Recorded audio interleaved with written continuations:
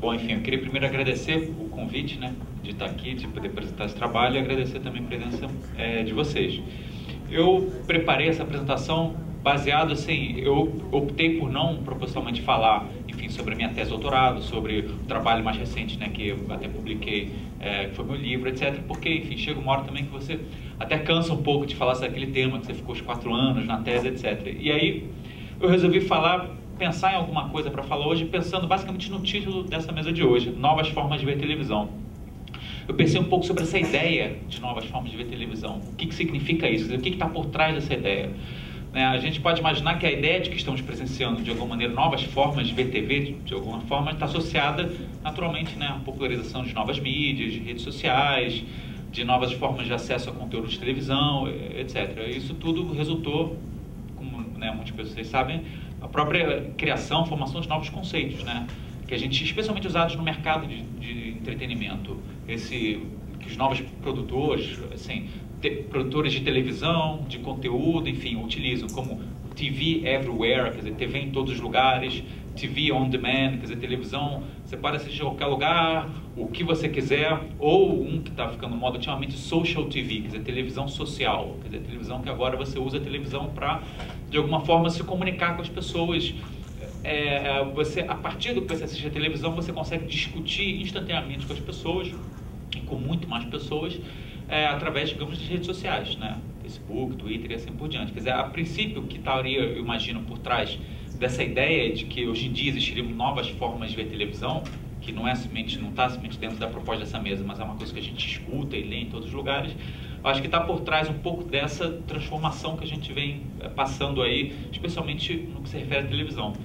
O que eu pensei em fazer hoje é fazer mais uma reflexão quase que bastante ensaística, assim, quer dizer, uma coisa mais pensando comigo mesmo, que eu fiquei pensando nos últimos dias, do que significa, será que realmente existem novas formas de televisão hoje em dia? E eu quase que, a primeira pergunta que eu faço, quer dizer, que é o que eu vou fazer, vou discutir um pouco, será que a gente consegue definir o que é televisão? Quer dizer, existe aí uma dificuldade até em definir o que é televisão, porque esse conceito é um conceito que ele, na verdade, sempre foi móvel e sempre se transformou aí ao longo dos tempos.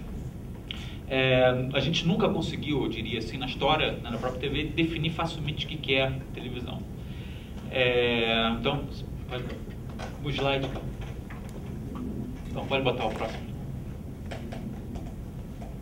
Não, era o anterior? Isso. Não, antes. Isso, o que é televisão? Mais um. Mais um. Não, um depois só. Um depois. Isso. O que é televisão? Quer dizer, eu vou começar perguntando um pouco sobre essa ideia, se a gente pode definir o que é televisão. Eu estou tentando pensar diferentes perspectivas, diferentes maneiras de pensar uma especificidade da televisão e tentar, de certa maneira, indicar que essa especificidade ela foi sendo transformada ao longo do tempo. Claro que, como eu falei, é uma coisa ensaística, muito breve, eu vou certamente perder várias perspectivas, mas só para a gente brincar um pouco com essa ideia. E depois pensar um pouco sobre essa ideia de que existiriam novas formas de ver televisão, quer dizer, ao mesmo tempo sim e não, quer dizer, eu sempre gosto de brincar nessas ambiguidades aí. E também perceber que muitas dessas perguntas, elas são importantes, na verdade, assim, por exemplo, como se define televisão, às vezes até para a audiência não é muito importante, quer dizer, para mim, para vocês, quando a gente assiste um programa, não é muito importante pensar se aquilo é ou não é televisão. Quer dizer, você entra na internet e vê um programa, você não está muito preocupado se é ou não é televisão. Mas para certos, digamos assim, atores, que a gente pode dizer assim, quando eu digo atores, eu digo pessoas da indústria, produtores de conteúdo, o próprio governo que regulamenta, etc. Para algumas personagens, digamos assim, é importante pensar o que é ou não é televisão e se existem ou não novas formas de assistir televisão. Então, pensando aqui de uma maneira totalmente aleatória que eu pensei, a gente pode começar a definir televisão, ver se é possível, digamos, definir televisão por meio da tecnologia. Vamos pensar em termos de tecnologia. E aí a gente pode começar dentro aí desse guarda-chuva aí que eu chamo de tecnologia, pensar numa definição material. Pode botar o próximo slide, por favor. A gente pode imaginar a televisão como sendo tudo que é exibido em aparelhos de televisão. Tem aí desde os primeiros. Eu achei interessante que eu peguei totalmente aleatório no Google as imagens e frequentemente tinha sempre mulheres apresentando televisão, Isso é uma coisa que realmente não muda muito, As mulheres, assim, estão associadas à televisão, à venda de televisão. Mas, enfim, uma das maneiras de pensar televisão é aquilo que é exibido em aparelho de TV, né? Originalmente, naqueles mais antigos, um canhão de elétrons, que era aquela coisa grande, meio pré-histórica. Posteriormente, né, TV de plasma, LCD, LED, 3D e assim por diante. Mas aí eu pergunto, quer dizer, a gente pode pensar assim, tudo bem, então isso a gente fecha o que é TV. Mas se você for pensar, por exemplo, alguns de vocês talvez vieram para cá de ônibus. Se vocês forem andar em ônibus, muitos ônibus hoje em dia tem aquela pequena televisãozinha, né, de LCD mostrando anúncio, algumas notícias, etc. Você vai no posto de gasolina, hoje em dia os postos que você para carro também tem essas TVs. Será que aquilo ali é televisão, de alguma maneira?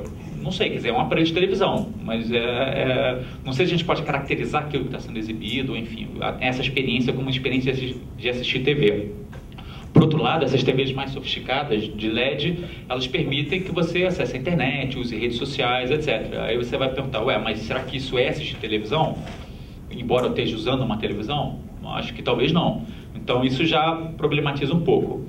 A gente pode ainda, pensando dentro dessa definição, digamos, material, em vez de pensar a televisão, a gente pensar sobre as tecnologias de transmissão da televisão, propriamente dito, né? Como o sinal ele é passado. Pode botar o próximo slide? Se a gente for pensar, tradicionalmente, televisão era ligado quando foi criado, ligado a sinal, era transmitido por VHF, UHF, enfim, por ondas aí no ar.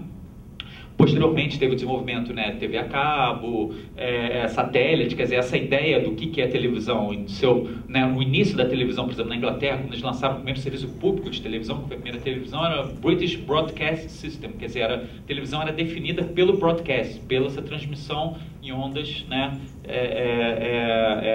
de VHF. Obviamente a BBC hoje em dia ela transmite sem ser somente VHF, ela transmite a cabo, satélite e, eventualmente, por computador também. Você pode botar. Então, aí a gente pode perguntar, ora, mas então será que televisão exibida, né, Netflix ou enfim, Apple TV, etc., também não seria televisão? Quer dizer, eles não usam sistemas tradicionais de televisão, eles usam o que a gente chama de IP, né, transmissão por IP, Internet Protocol. Ou seja, né, quer dizer, assistir a um capítulo da novela de ontem, digamos, Salve Jorge, né? Se eu assisto pela Globo, pela minha TV, é televisão, mas se eu assisto, digamos, o capítulo de ontem, pela internet, pelo portal da Globo, não seria televisão? Não sei. Por que não? Ou, enfim, são questões complexas que fazem a gente pensar o que define a televisão. A Globosat, por exemplo, lançou há pouco tempo um aplicativo chamado Mu, que é um que eles têm boa parte do conteúdo deles nesse aplicativo disponível. Tem vários outros, tem a Sony tem um chamado Crackle, que também é um aplicativo desse de vídeo on demand, enfim, existem vários. A HBO também está lançando um através da Sky, quer dizer, na verdade a Sky, a HBO criou recentemente um aplicativo para você assistir os conteúdos da HBO, só que só assinantes da Sky podem ter acesso a esse tipo de conteúdo. Enfim, Paulo, você quer botar o próximo? Se você for ver... Não, volta. Isso. O próprio Sky está anunciando, né, esse show que vai acontecer depois da manhã, se não me engano, na manhã, do Jota Quest pelo Facebook. Quer dizer, enfim, isso é ou não é televisão? Né? Enfim, só quero colocar que são aí perguntas, quer dizer, que é difícil a gente definir, pelo menos por enquanto, né, a gente está falando aqui em tecnologia, transmissão, aparelhos, etc., o que seria televisão. Na verdade, essa pergunta ela interessa para algumas pessoas, talvez, como eu falei, para a gente não interessa tanto, mas para pessoas da indústria, com certeza. Por exemplo, para quem interessa tratar essa televisão de internet como sendo televisão, você pode imaginar que para a Globosat é interessante, porque se a Globosat ela pega um aplicativo ou um portal na internet e diz assim, olha só, isso que eu tenho aqui é televisão, ela automaticamente ela pode, assim, meio que, isso pode legitimar uma ideia dela começar a vender esse tipo de, uma assinatura ou esse tipo de conteúdo como sendo televisão. Diferente, digamos, do YouTube, que você acessa tudo de graça, que normalmente conteúdo de TV ou vídeo na internet é associado à gratuidade. Mas se você diz que você está oferecendo um serviço de televisão, mesmo que use a mesma tecnologia, você já teoricamente poderia cobrar. O que na verdade também é um assunto absolutamente pertinente para as operadoras, NET, GVT, Sky, etc. também, porque se o consumidor começa a assistir TV sem ser através das operadoras tradicionais, se existe tipo digamos, um bypass e as pessoas assistem direto pela internet, isso coloca em risco o próprio o business das operadoras. Então essas são perguntas que na verdade interessam para eles. Se você for pensar o oposto também, quer dizer que televisão que existe na internet, televisão IP, né, que eu estou chamando aqui agora, não é televisão, isso também é interessante para várias pessoas, para as próprias programadoras também, num outro aspecto. Por exemplo, a gente sabe que agora na TV a cabo, por exemplo, foi aprovada uma lei que restringe, quer dizer, que cria cotas de programação de conteúdo produzido no Brasil para canais a cabo. Mas isso enquanto você considera isso televisão a cabo. Porque a partir do momento que os mesmos conteúdos, digamos, dos canais da Sony, Globosat, se você disponibiliza pela internet, não existe mais essa obrigação, porque não é TV e não tem legislação especificamente sobre isso. De alguma maneira, a própria regulamentação da propriedade, termos de concessão, etc., acontecem enquanto é televisão. Se isso está na internet, deixa por exemplo, na TV aberta existe toda uma regulamentação sobre porcentagem de quantos por cento estrangeiro pode ter, sobre, enfim, uma empresa de TV, etc. Na internet não tem esse tipo de restrição. Então, enfim, essas são perguntas que interessam vários atores, não necessariamente os consumidores.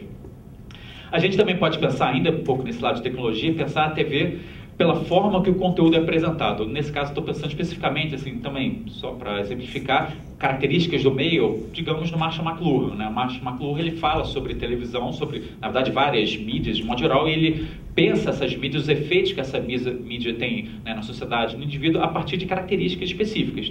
Ele descreve, por exemplo, a televisão como sendo não linear, elimina dimensões de tempo, espaço, quer dizer, essa, de certa maneira, para o McLuhan seria, essas seriam mensagens da televisão, tem essa frase, a mídia é a mensagem, quer dizer, essa seria a mensagem.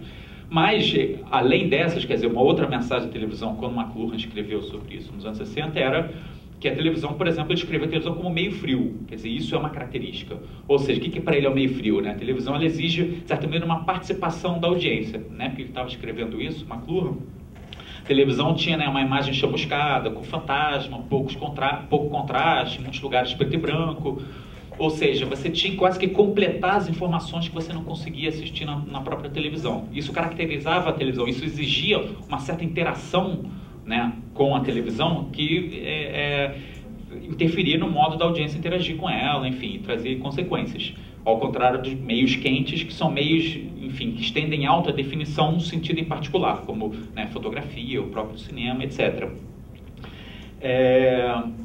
Mas o que acontece? Aí você poderia dizer, então tudo bem, encontramos uma maneira de definir televisão por essa característica. Mas se você for pensar, na verdade a televisão, de certa maneira, esquentou nos últimos anos, ou seja, deixou de ser uma mídia fria, passou a ser uma mídia quente, de certa maneira. Você tem TV em alta definição, 3D, home theater, quer dizer, esses sentidos aí que eles estão ainda um pouco precários num certo momento da história da televisão, eles estão mudando. Então aí você até pode perguntar, será que o McLuhan chamaria isso que a gente vê hoje em dia de televisão, ou, digamos, um cinema em casa, ou a televisão deixou de ser fria e quente? Quer dizer, enfim, mesmo essas definições são definições móveis, indo por tecnologia. Aí você pode pensar assim, então esquece tecnologia, vamos pensar a TV por meio do conteúdo, por exemplo. E aí também a gente tem algumas possibilidades. Quem produz conteúdo de TV? Diz assim, televisão é aquilo que tem o conteúdo, digamos assim, o conteúdo televisivo é aquele que é produzido pela televisão, ou seja, pela indústria, pela própria emissora de televisão, ou por produtoras contratadas. Você pode, a Globo, ou enfim, qualquer canal acaba contratar produtoras para fazer produtos para eles. Aí você diz, então chegamos, felizmente, aqui no consenso sobre televisão. Mas aí eu pergunto, e as videocassetadas, por exemplo, que já existe aí algumas décadas, já, desde os anos 80, que a gente tem esse, pelo menos no Brasil, quer dizer, fora você talvez tenha até mais tempo, quer dizer, essa ideia de que o próprio consumidor, quer dizer, a pessoa, a audiência dentro de casa, ela produz um vídeo através de tecnologias aí portáteis e tudo mais, e elas, eventualmente, esses vídeos que teoricamente são caseiros, passam a ser também disponibilizados na televisão. Sem falar que hoje em dia é cada vez mais comum, você pega o Jornal da Record, por exemplo, outro dia eu estava vendo, você tem a própria reportagens pautadas por vídeos no YouTube. O Fantástico também tem isso. Então, o que está aparecendo, digamos, no Fantástico, no Jornal Record, ou mesmo no Jornal Nacional, seja qual for, é pautado por um produto que é produzido não por pessoas da indústria televisiva, mas pessoas de fora. Então, né, essa tentativa de definir por quem produz também é problemática. Aí a gente pode imaginar, então vamos por gêneros. Existem gêneros que são gêneros específicos de televisão. Né, telejornal, novela, programa de auditório, desenho animado, enfim, né, jogo de futebol. Esses seriam gêneros bem definidos, característicos de televisão. Teoricamente a gente tem aí já uma coisa mais próxima. Mas o que acontece é que a gente sabe muito bem, por exemplo, que nos últimos aí também 15 anos a gente está tendo cada vez mais uma mistura de gêneros, né? Os reality shows, por exemplo, são um exemplo clássico sobre isso, né? Que misturam ficção, jogo, realidade. No próprio pay-per-view, quer dizer, quando eu fiz a minha pesquisa, eu reparava que os fãs do programa eles se queixavam dessa mistura, quer dizer, o que a Globo exibia no resumo dela diariamente e o que eles assistiam no pay-per-view, esse contraste de versões, digamos, do programa, criava, né, uma visão muito crítica em relação à Globo, eles falavam que existia manipulação, etc. Ou seja, o que era exibido ao vivo não correspondia, né, como eu falei, às edições da Globo. Mas, na verdade, isso só é verdade, isso só pode ser pensado dessa forma se você imagina que o BBB, quer dizer, o programa, aquele reality show que a gente conhece, é o que acontece dentro da casa. Ou seja, se a Globo não exibe exatamente o que acontece na casa, ela não está sendo fiel ao BBB. Mas não é. O BBB é um programa de televisão.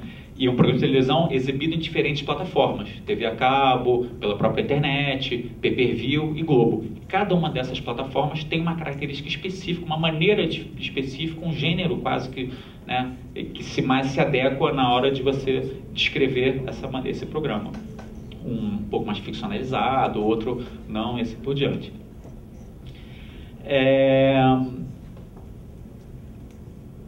Você pode, bom, enfim, isso para falar sobre a definição por meio do conteúdo. Aí a gente pode pensar, bom, então vamos deixar o conteúdo de lado um pouco e vamos pensar um pouco pelas formas de assistir e interagir com a televisão. Quero voltar um pouco à nossa pergunta inicial, já estou agora me aproximando um pouco mais para a parte final. Teoricamente, a televisão tem uma característica própria também de você assistir e interagir com a televisão, que é característica do meio. Se você vai para o cinema, você está numa sala escura, enfim, com aquela imagem grande, etc. Você não conversa com a pessoa, etc.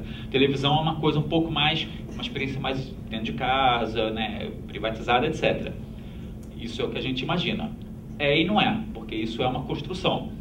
Você pode botar, por favor, Paulo, o slide?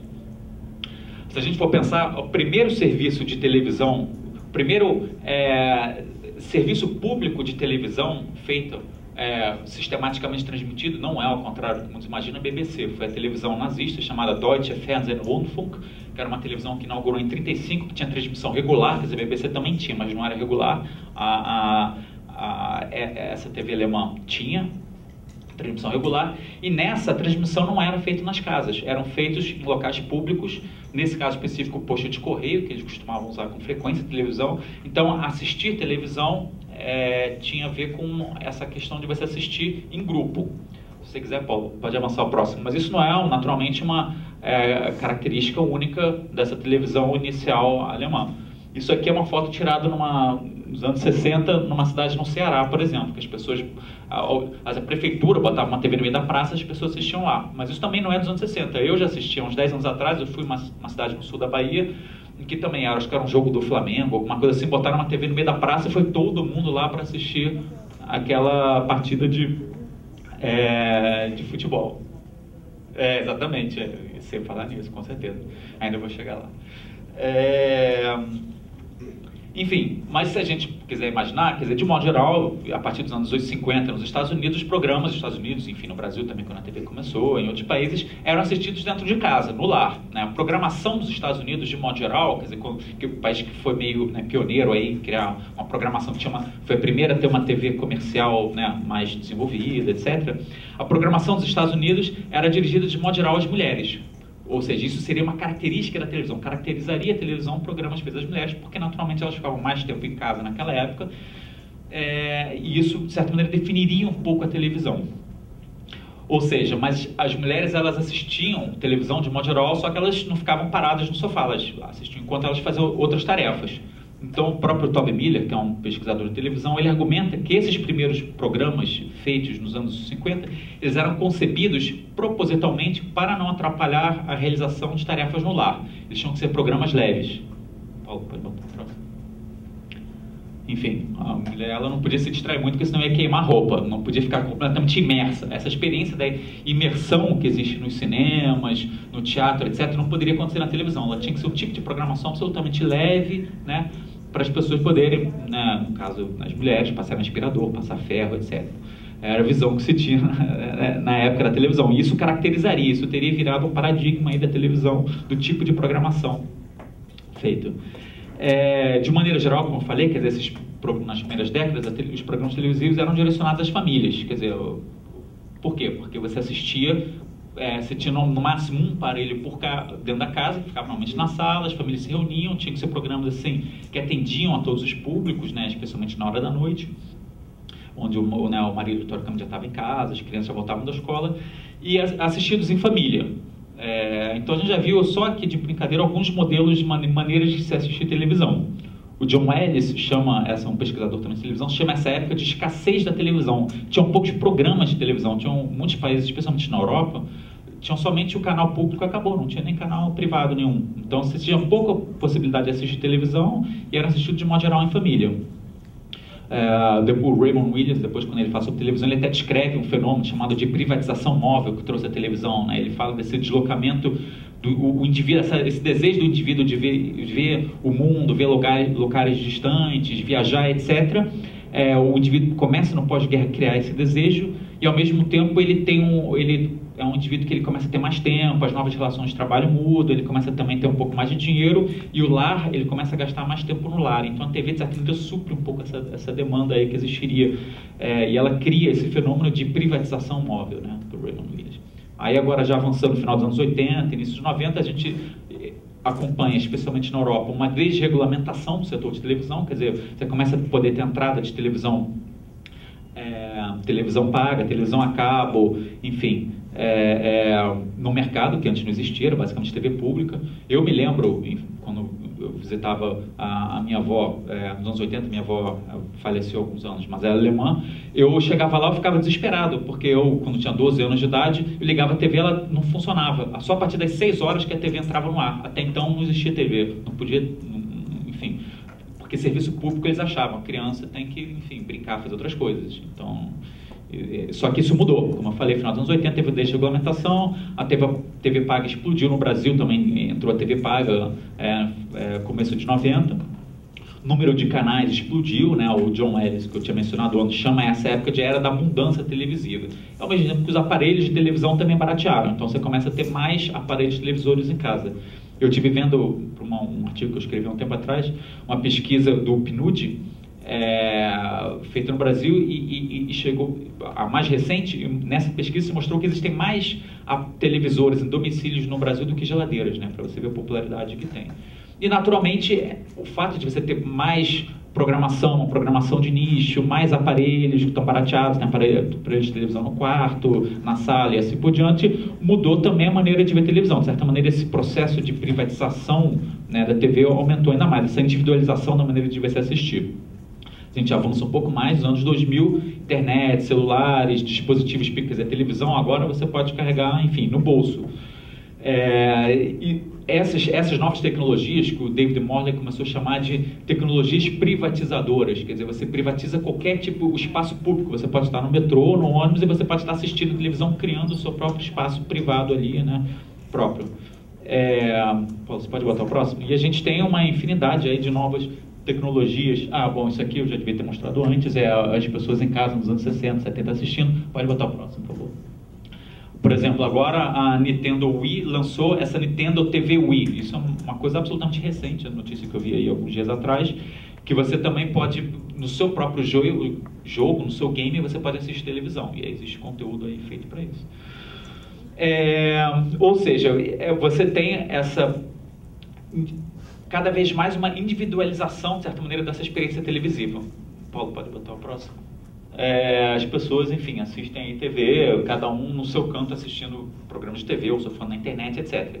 Quer dizer, supostamente a gente teria essa mudança, mas mesmo assim, quer dizer, apesar dessa maneira de você se relacionar, digamos, com o aparelho e com o conteúdo, mas eu acho que uma coisa que é importante, esse é um dos pontos que eu queria deixar aqui, que na verdade, assim, apesar disso, a discussão sobre televisão nunca mudou. Enquanto que você tinha, digamos, né, naquela época da primeira televisão do nazismo nos pontos de correio, ou na televisão, enfim, em cidades pequenas no interior do Brasil, em praças públicas, ou mesmo dentro de casa, onde se discutia muito, né, com a família. Quer dizer, aquela primeira discussão, talvez a gente até consiga identificar em locais específicos onde acontecia, mas sempre se falou, quer dizer, a televisão sempre teve uma grande reverberação na sociedade, ela sempre teve essa característica de conectar, né, certas narrativas e tornarem elas um pouco comuns aí na sociedade. Isso, independente das tecnologias, isso sempre nos acompanhou de certa forma. Por exemplo, pode botar o próximo slide. A gente teve o exemplo agora da Avenida Brasil, que ela criou, com toda essa individualização que a gente vê, ela criou aí, né, na verdade, um recorde de público, um grande debate que a gente viu nas redes sociais, enfim, do que está acontecendo, né, na novela, mas na verdade isso não é um fenômeno absolutamente novo, isso quase que é o contrário, é uma volta a um fenômeno absolutamente tradicional, nos anos 80, 90, etc., que é esse impacto que a televisão, de certa maneira, tem nas discussões aí na sociedade sobre o que está acontecendo, sobre valores, sobre, enfim, questões várias aí ligada à televisão. Aí eu trouxe até, põe o próximo, eu fiz um gráfico também anteontem que eu achei interessante para a gente ver o impacto dessa discussão da televisão na internet. Isso aqui é uma ferramenta do Google chamada Google Trends, que ele faz um estudo comparativo dos termos, conforme os termos são usados no Google, e você percebe quais termos fazem mais sucesso, assim, é uma comparação entre os termos, uma análise relacional entre termos. Então eu peguei termos como Avenida Brasil, eleição, que é ano de eleição, futebol, que a gente está tendo no Campeonato Brasileiro, e Cheias de Charme, que é outra novela da Globo. Se você percebe, a azul, que é a Avenida Brasil, olha ali o capítulo 100 lá, é exatamente aquele primeiro pico. Olha aqui a última semana agora que a gente pegou. E você percebe que a Avenida Brasil, ela tem uma procura na internet do termo. Como é que o Google faz? Ele analisa a quantidade de vezes que o termo Avenida Brasil, Cheio de Charme, é vulgado na internet. Então você percebe que a Avenida Brasil é muito mais vulgado do que eleição, mesmo no pico do dia da eleição. Vocês percebem que realmente ela consegue ter uma reverberação bastante grande na sociedade. Então, concluindo, aí eu pergunto, quer dizer, eu tinha até outras coisas para falar, mas eu vou realmente tentar acelerar para não atrasar, né, os trabalhos. Na verdade, a gente vai contar. Enfim, a TV está mudando? Na verdade, eu respondo, claro, na verdade ela nunca foi a mesma coisa, né? A gente viu que a TV permanentemente teve transformação, ela nunca foi uma coisa, né, móvel. Mas aí a gente pergunta, quais seriam essas novas formas de televisão? Quer dizer, existem novas formas de televisão? Quais seriam essas novas formas de televisão? Na verdade, eu não sei quais seriam, é difícil a gente dizer quais seriam as novas formas de televisão. Essa ideia de que agora a gente teria uma televisão social, ou social TV, como se chama, na verdade, ela sempre teve desde o início da televisão. Quer dizer, você falar sobre a televisão, isso sempre teve de alguma maneira presente.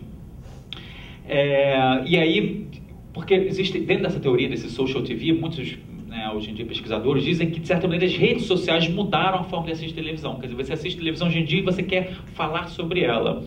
Mas o que eu sugiro, isso é uma coisa que me ocorreu ontem à noite quando eu estava revisando, é que, de certa forma, quer dizer, naturalmente, como eu falei, mudou, óbvio, hoje em dia você tem uma comunicação instantânea, você cria essas memes, como eu botei ali, né, da Carminha, etc. Mas, realmente, isso mudou, óbvio.